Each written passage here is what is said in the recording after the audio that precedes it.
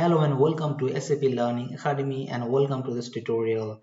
In this video tutorial, I will be telling you about the STO, Stock Transport Order in SAP.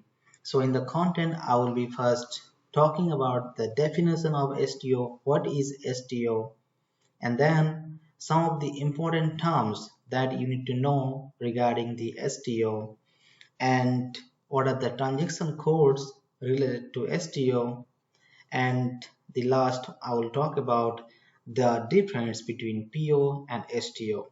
So let me begin with the definition first. What is STO?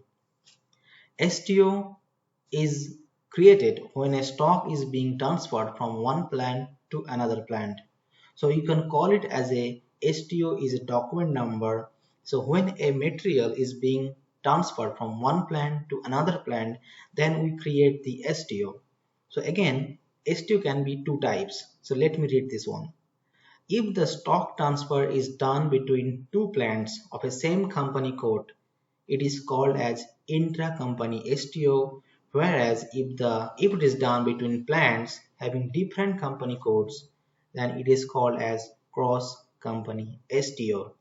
So what you have understood that, so if you are transferring the material from one plant to another plant within the same company code, then we create the STO which is called as intra-company STO. And in the opposite side, suppose if you are transferring the material from one plant to another plant, but the other plant, I mean the receiving plant, is having the different company code, then we'll call it as cross-company STO. Okay, now we are moving into the next slide, that is the some of the important terms that you should know if you are learning about the STO. There's a two important part is that supplying plant and receiving plant, because these are the terms also needed when you are actually creating the STO in the system. Because supplying plant means, suppose you are transferring the material from A to B plant. So A is your supplying plant and B is your receiving plant. Now very important part is the document type, UB and NB. So as I said in the previous slide that there can be two types of STO, intra-company STO and cross-company STO.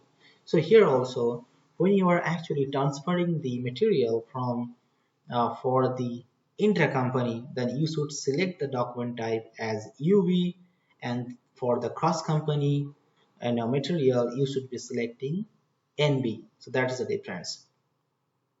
So I hope you're understanding it well. Now we are going into the next slide. So here I will talk about the different T codes.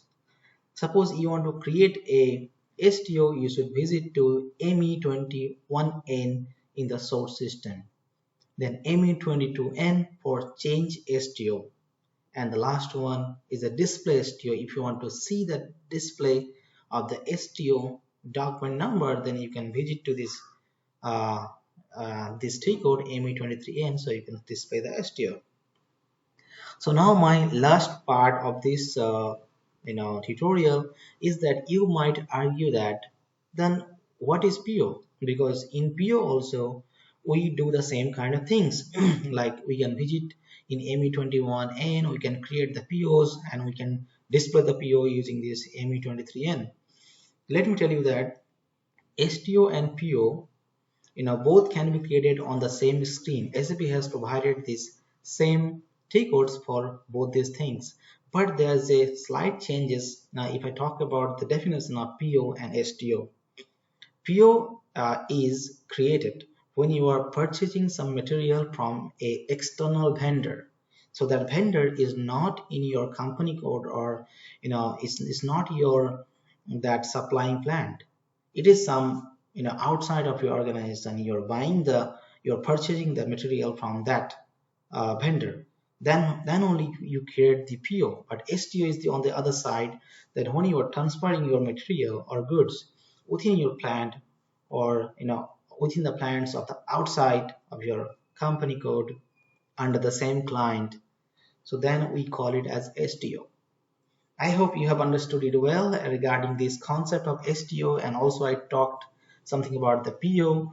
So thank you for watching this, and please look into my other tutorials. Thank you for watching, and please like and comment if you liked it. Thank you for watching.